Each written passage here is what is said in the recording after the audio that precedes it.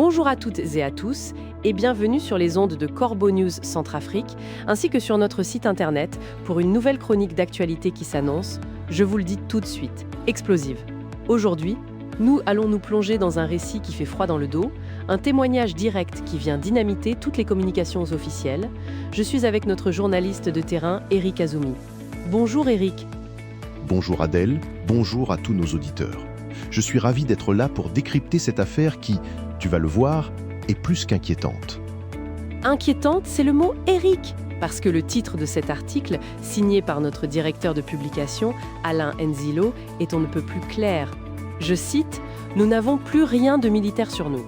Le capitaine du détachement d'Amdafok réclame l'évacuation de ses troupes vers Birao puis Bangui. Alors, Eric, qu'est-ce qui se passe là-bas ? Eh bien, Adèle, l'article commence par déconstruire une narration que l'on entend depuis des années. Tu sais, les autorités et les canaux de propagande à la solde de Wagner passent leur temps à répéter comme des perroquets que les échecs de l'armée étaient uniquement dus à l'embargo sur les armes imposées par les Nations Unies. Mais la réalité de ce qui se déroule à Amdafok vient briser cette propagande. Voilà maintenant 2 ans que cet embargo est levé et pourtant rien n'a changé. Les militaires manquent de tout, n'ont aucun équipement fiable et se retrouvent totalement désarmés. Attends, Eric, donc l'excuse de l'embargo, c'est fini ? On nous a dit que c'était ça le problème, et maintenant que c'est levé, c'est toujours le même chaos ? Ça veut dire que le problème n'est pas là où on le dit, n'est-ce pas ? Exactement, Adèle. Et le cœur de cette révélation vient d'un capitaine.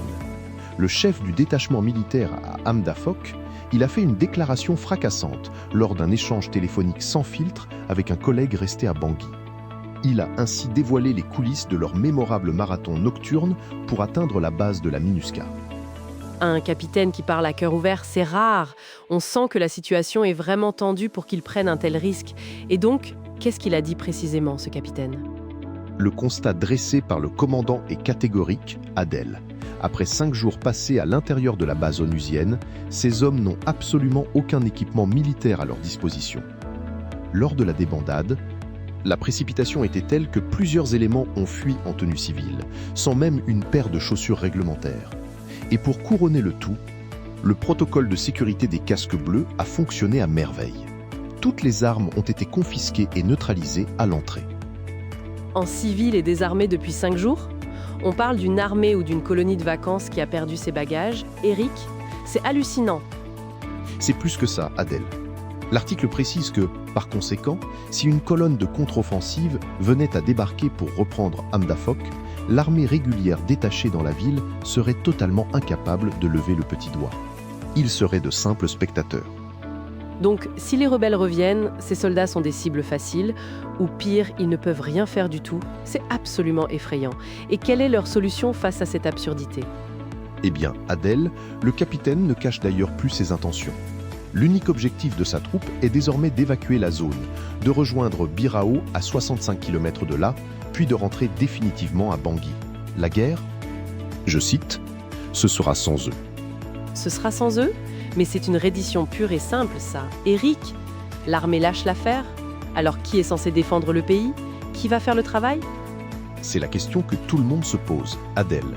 L'article indique que si les forces de soutien veulent des guides ou des combattants pour repousser les rebelles, le chef de détachement conseille ouvertement de se tourner vers les, je cite, « Wagner noirs », ces miliciens d'autodéfense locaux, des civils natifs de la région formés à la va-vite, sont visiblement les seuls à pouvoir faire face aux insurgés. Les Wagner noirs, c'est-à-dire des civils armés et formés à la hâte. C'est donc ça la force de frappe de notre dictateur Faustin Archange Touadéra ? Des milices locales, pendant que l'armée régulière se défile ? C'est une honte.